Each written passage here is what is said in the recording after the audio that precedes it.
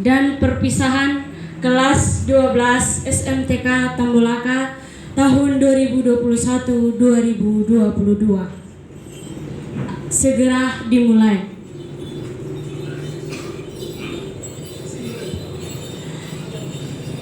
Yang terhormat Yang Mutabir BPMJ GKS Binadana, yang kami hormati Yang Mutabir Bapak Emeritus GKS Binadana, yang kami hormati Kepala Kantor Kementerian Agama Kabupaten Sumba Barat Daya, yang kami hormati Bapak Ketua Yayasan SMTK Tambolaka, yang kami hormati Bapak Komite SMTK Tambolaka, dan yang kami hormati Mama Kepala Sekolah SMTK Tambolaka, dan yang sama kami hormati Bapak Ibu Guru serta staf tata usaha, dan yang kami kasihi dan yang kami cintai Bapak Mama serta teman-teman seperjuangan sekalian.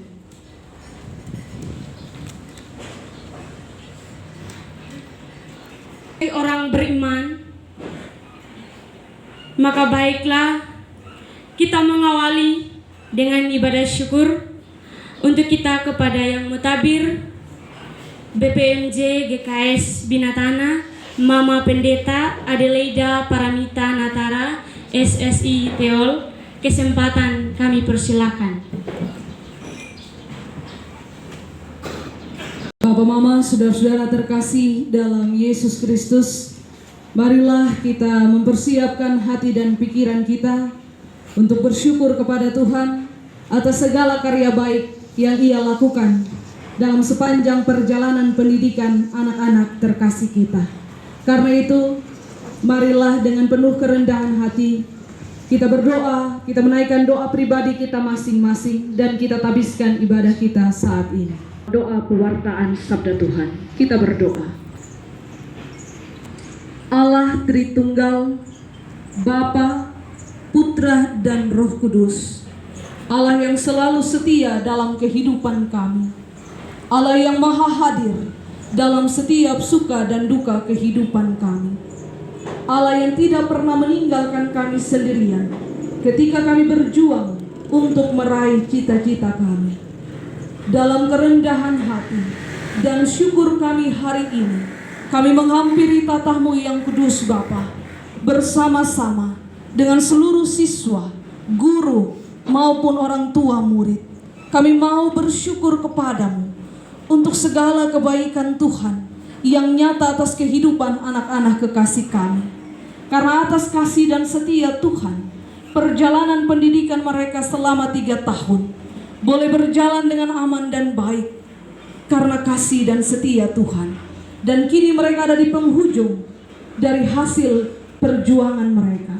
Karena itu Bapa, sebagai wujud syukur kami akan membaca dan merenungkan sabda Tuhan.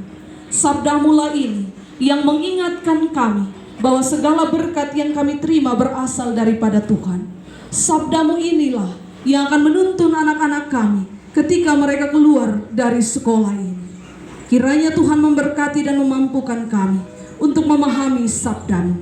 Bersabdalah kepada kami ya Allah, karena kami telah siap dan rindu mendengarkan. Di dalam nama Yesus sumber berkat, firman yang hidup, kami bersyukur dan memohon. Amin. Bapak Ibu saudara-saudara terkasih dalam Yesus Kristus, firman Tuhan yang akan kita renungkan terambil dari Amsal 2 ayatnya yang ke-6.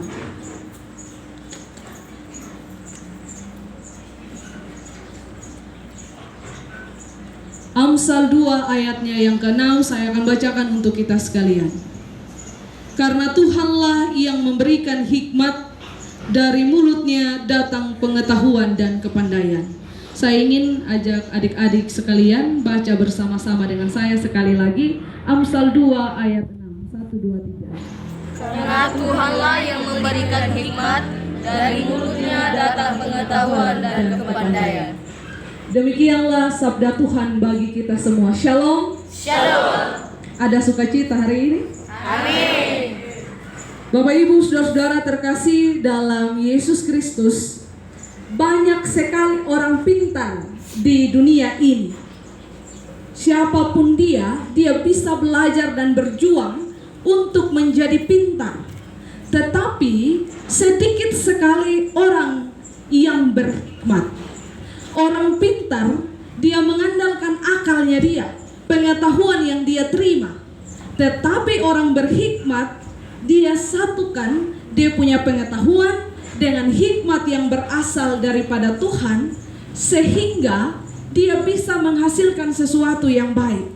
Jadi orang, dia bisa punya banyak ilmu yang sama, tetapi yang menentukan nanti dia punya hasil, dia pakai hikmat atau tidak.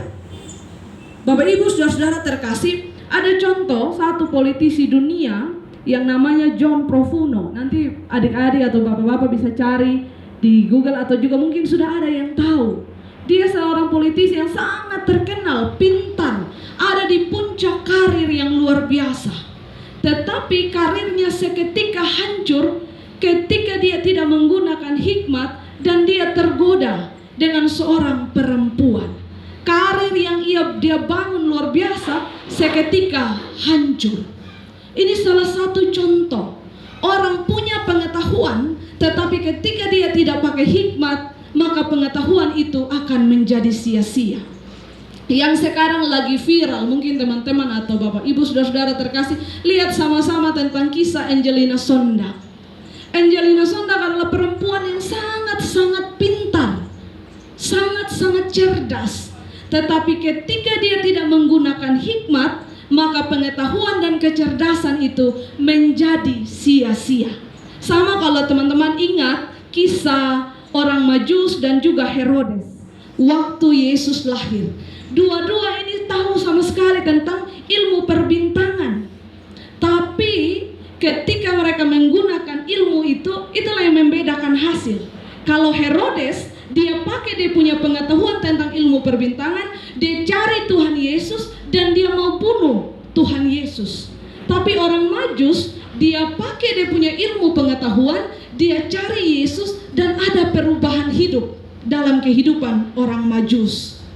Bapak Ibu saudara-saudara terkasih dalam Yesus Kristus, pengetahuan bisa berhasil baik kalau pakai hikmat yang berasal daripada Tuhan.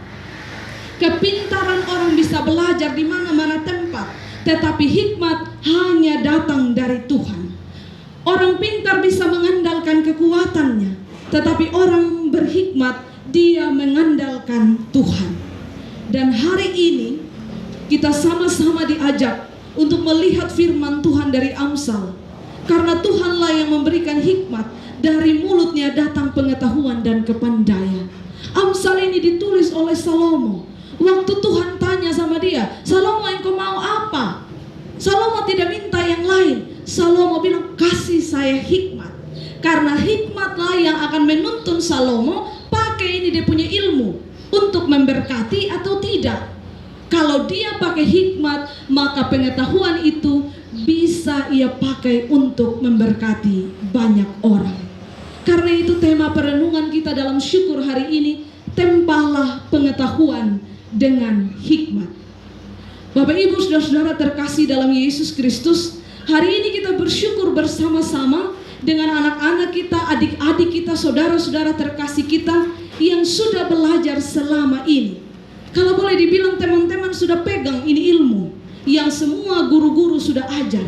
Tetapi hasilnya nanti ketika teman-teman keluar, dia akan berbuah baik ketika teman-teman mau pakai hikmat.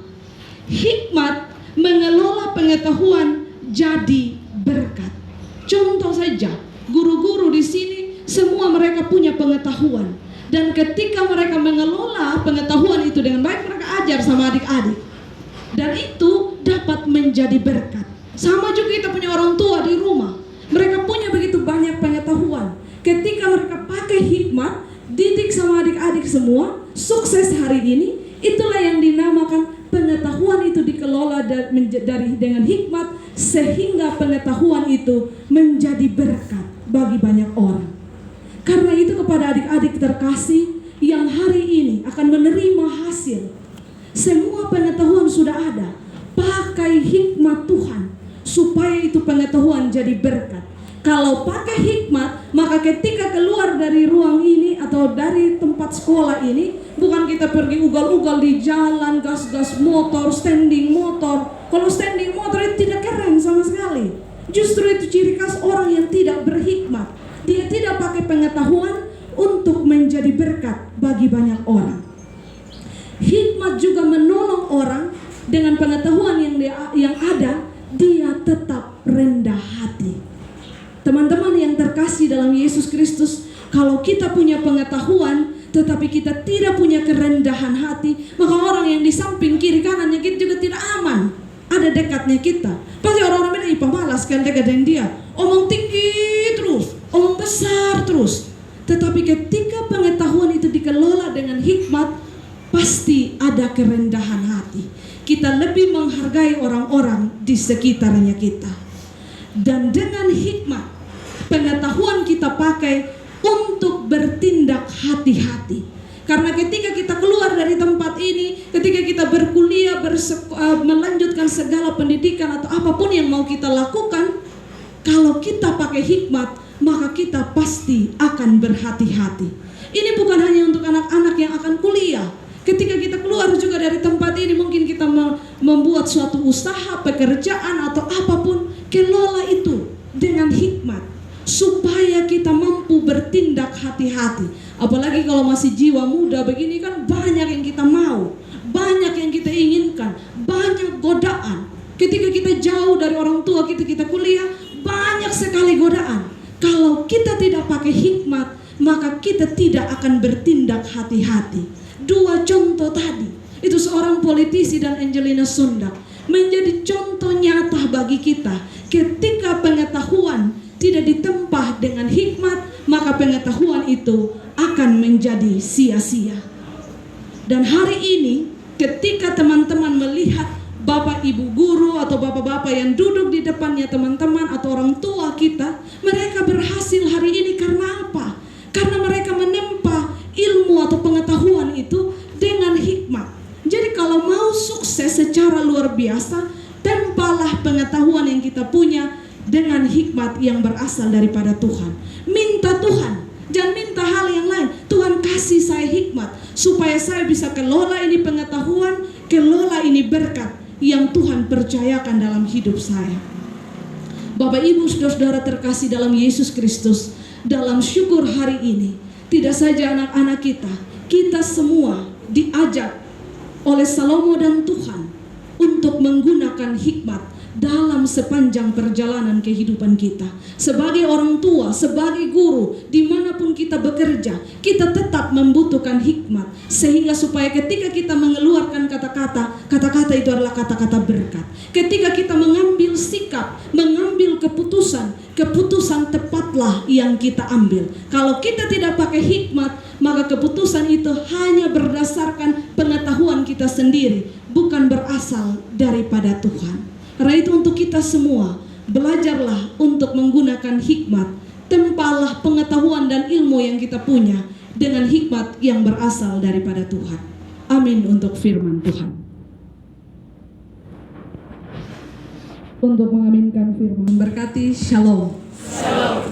Ya, Ibu Pendeta yang telah membawa kita dalam ibadah syukur. Tuhan Yesus memberkati. Menyanyikan lagu Indonesia Raya, hadirin dimohon berdiri.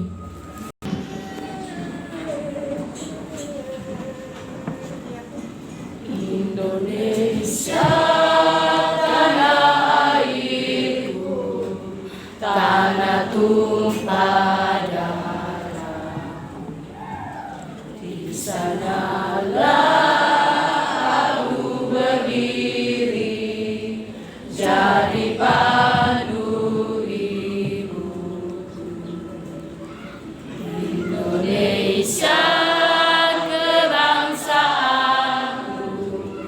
bangsa dan tanah airku. Marilah kita berseru, Indonesia bersatu.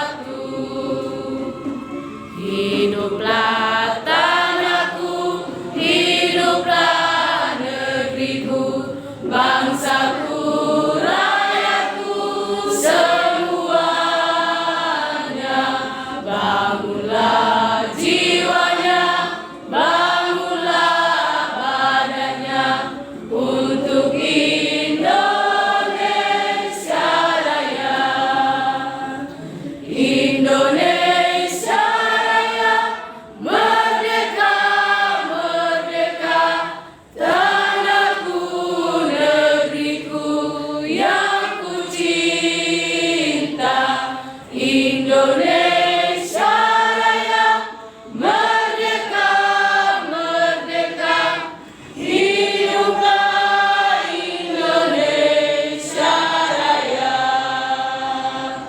Indonesia Raya, merdeka, merdeka, tanahku, negeriku yang ku cinta. Indonesia Raya, merdeka, merdeka, hiduplah Indonesia Raya. Hadirin kita akan mendengarkan kata-kata sambutan dari Bapak Kepala Kantor Kementerian Agama.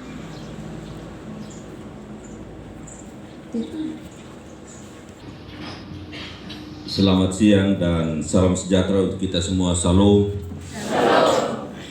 Yang mutabir Ibu Pendeta, yang mutabir Bapak Pendeta Emeritus, yang saya hormati Bapak Ketua Yayasan, yang saya hormati Bapak Ketua Komite, yang saya hormati Ibu Kepala Sekolah, yang saya cintai dan banggakan Bapak Ibu orang tua siswa, yang saya kasihi para guru dan tenaga kependidikan, dan yang sangat saya cintai anak-anak yang hari ini mendengarkan pengumuman dan juga menyelesaikan pendidikan di sekolah ini. Pertama-tama kita mengucap syukur kepada Tuhan karena kurang lebih 3 tahun anak-anak boleh ada di tempat ini dan mereka boleh menyelesaikan pendidikan di tempat ini. Karena itu pada tempat yang pertama saya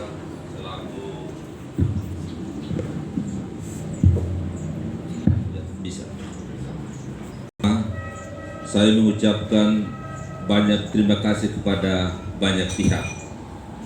Pertama, ucapan terima kasih itu saya sampaikan kepada Bapak Ketua Yayasan, karena hanya atas payung hukum sekolah ini boleh berdiri dan anak-anak boleh mengenyam pendidikan keagamaan selain kurikulum umum di sekolah ini. Karena itu dari hati yang ikhlas kami selaku Kepala Kantor Kementerian Agama Kabupaten Sumber Barat Daya mengucapkan banyak terima kasih kepada Bapak Ketua Yayasan. Ucapan terima kasih yang sama saya sampaikan kepada Ibu Kepala Sekolah dan Bapak Ketua Komite, hanya karena atas kerjasama kegiatan belajar mengajar sesuai dengan tuntutan pemerintah boleh berjalan di tempat ini dengan baik. Ucapan terima kasih saya sampaikan ini tentu berdasar pada tugas dan fungsi pada Kementerian Agama. Kementerian Agama mengemban tugas untuk meningkatkan pengetahuan dan pengamalan ajaran agama. Dan hanya karena adanya sekolah ini, maka pengetahuan agama dan amalan ajaran agama boleh berlangsung selama kurang lebih 3 tahun untuk anak-anak di sekolah ini. Bapak Ibu sekalian yang saya hormati, memang sekolah di SMTK seperti begini, selain sekian banyak sekolah lain yang berciri agama, ini sekolah umum berciri agama, tentu ada tambahan-tambahan yang membuat ada pengetahuan plus untuk anak didik kita.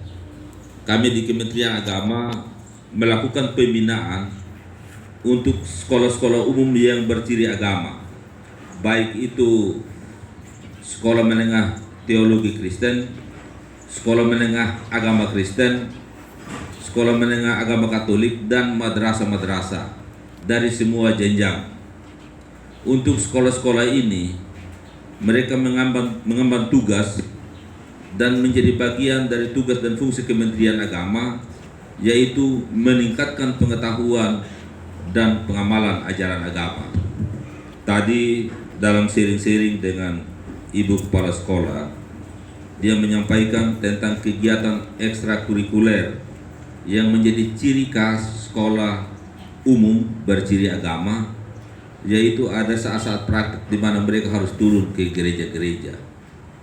Tentang hal ini memang sesuai dengan apa yang diamanatkan oleh kurikulum pemerintah. Di kurikulum pemerintah, kalau namanya sekolah umum berciri agama, ada dua jenis. Ada yang 70%, 30% yaitu SMAK, baik itu sekolah menengah agama Katolik, sekolah menengah agama Kristen. Itu kurikulum umum yang dia jalankan itu adalah 70%. Sedangkan 30%-nya itu adalah pendidikan keagamaan. Sedangkan SMTK dengan madrasah-madrasah, mereka mengemban tugas atau kurikulum nasional itu 70-30, 60-40. 40% itu adalah pendidikan keagamaan, sedangkan 60%-nya itu adalah kurikulum umum. 60% ya keagamaan ya. Ini Bapak Ibu sekalian yang membedakan dengan sekolah-sekolah lain, antara sekolah umum dengan sekolah-sekolah keagamaan seperti macam begini. Karena itu apa yang dilakukan oleh sekolah-sekolah keagamaan seperti macam begini yang saya sebutkan tadi, ini menjadi tambahan plus, baik itu bagi anak didik maupun juga ketika dia terjun di tengah masyarakat. Ada liturginya, ada sejarah gereja, ada etika Kristiani, ada dogma, semua itu ada sesuai dengan ajaran agama. Karena itu ketika mereka melaksanakan ekstrakurikuler, maka mereka menjadi ahli agama di tengah masyarakat. Maka pekerjaan para guru dan juga kepala sekolah khususnya tentu menjadi lebih berat dari sekolah-sekolah lain, karena ada tambahan-tambahan selain tadi itu ekstrakurikuler di bidang keagamaan, tetapi juga ada ekstrakurikuler seperti sekolah-sekolah lain. Bapak Ibu sekalian yang saya hormati, tentang pengumuman hari ini saya ingin menggarisbawahi satu dua hal. Memang setelah saya tanya jumlah siswa yang mengikuti ujian akhir pada kesempatan ini ada 93 orang, dan 93 orang ini adalah bukan selesai pada hari ini. Dia baru sebagian dari pendidikan untuk kemudian dia melanjutkan pendidikan yang lebih tinggi. Karena itu, untuk misalnya bisa mengevaluasi seperti apa output dari pendidikan seperti macam begini, maka pihak sekolah itu sudah ada dalam skenario berpikir dan catatan-catatan Ibu Kepala Sekolah untuk kemudian mendata, bukan saja mendata tamatan berapa persentase, tetapi mendata berapa yang sudah harus lanjut ke perguruan tinggi, sehingga 5 tahun kemudian nanti kita bisa evaluasi berapa yang betul-betul menjadi output. Mengapa 5 tahun? Karena mereka sudah selesai S1. Sekarang dunia sekarang ini selesai SMA itu tidak menjadi jaminan. Kalau desa saja harus ada ijazah SMA. Sedangkan di kantor-kantor atau di mana-mana itu harus ijazah S1. Karena itu saya himbau kepada orang tua murid untuk tidak boleh berhenti di sini setelah anak tamat. Dia harus melanjutkan anak supaya bisa menyelesaikan S1. Sekarang terbuka ada sekian banyak sekolah untuk kemudian bisa melanjutkan pendidikan bagi anak-anak kita. Ada IAKN di Kupang, ada tahun lalu saya ikut wisuda STT di Lewa. Ada cukup banyak, mereka memberi data kepada semua kepala kantor tentang berapa mahasiswa yang berasal dari daerah masing-masing. Di Di WJ memang cukup banyak, di Kudi hanya 2 orang, di Laura hampir 5 orang, di sini ada belasan orang. Ratusan lebihnya itu ada di Sumba Barat, Sumba Tengah, dan IST di sana itu menanti juga untuk bisa menjadi guru Injil, bisa menjadi pendeta. Dan juga yang bagi mereka yang ingin menjadi guru Injil atau pendeta, tetapi juga terbuka ruang untuk menjadi jurusan-jurusan lain, sehingga pada akhirnya nanti itu kita terjun ke masyarakat dan kita merespon apa yang menjadi kebutuhan masyarakat. Bapak Ibu sekalian dan anak-anak yang saya kasihi, tantangan yang paling besar di era ini, tadi Ibu Pendeta sudah sampaikan, memang saya sedikit omong profan berkaitan dengan dunia sosial, tetapi dasar dari semua itu adalah hikmat seperti yang disampaikan oleh Ibu Pendeta tadi. Tantangan kita pada era sekarang ini dalam kaitan dengan bagaimana menjemput atau bersaing merebut pekerjaan di era ini adalah harus mahir dalam berbagai macam aspek.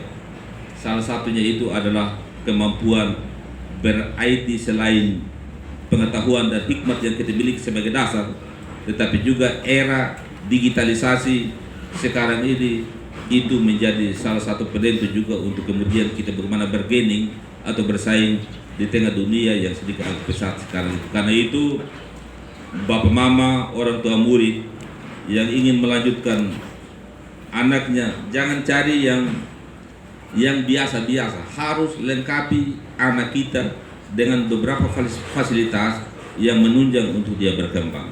Dan tidak boleh hanya berhenti di sini, dia harus lanjut.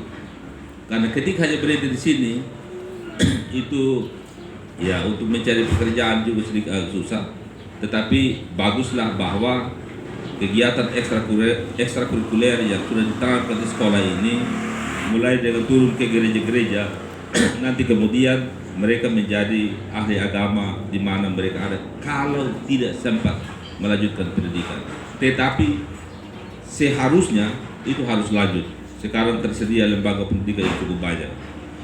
Bapak Ibu sekalian yang saya hormati, kurang lebih 3 tahun kita mengenyam pendidikan di tempat ini. Karena itu rasa terima kasih dan ucapan syukur kita itu menjadi modal untuk kemudian menjadi modal bagi kita dalam melanjutkan pendidikan nanti itu di baik itu di luar Pulau Sumba maupun di sini. Maka dari hati yang ikhlas saya mengucapkan profesiat kepada 93 yang hari ini menempatkan pendidikannya dan akan melanjutkan pendidikan ke tempat yang lebih tinggi. Ini saja 1-2 hal yang ingin saya sampaikan. Kurang dan lebihnya saya mohon maaf. Salam.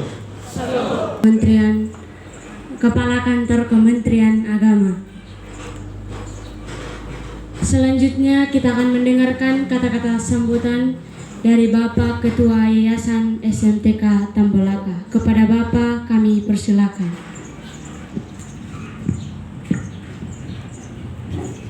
Yang terhormat Bapak